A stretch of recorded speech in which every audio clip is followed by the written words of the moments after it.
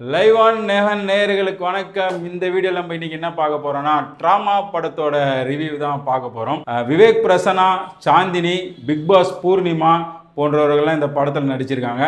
இந்த படத்தோட கதை என்னன்றதை ஃபர்ஸ்ட் பார்த்துலாம்.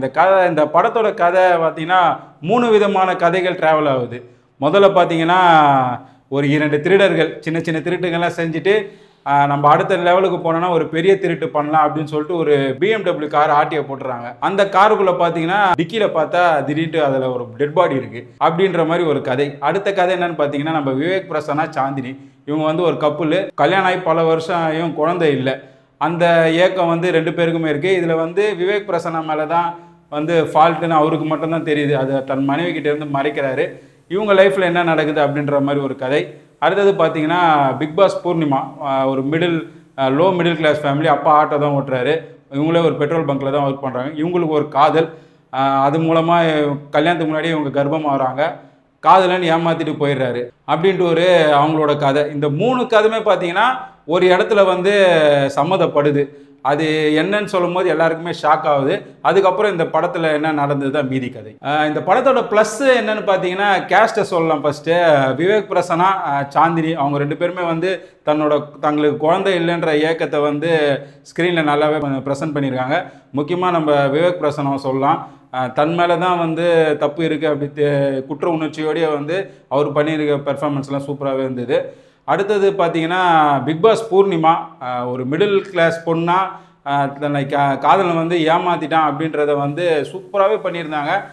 அவங்களோட அப்பாவாக வந்து நம்ம மாரிமுத்து சார் நடிச்சிருக்காரு. இப்போ அவர் இறந்தே 2 வருஷம் ஆக போகுதுன்னு நினைக்கிறேன்.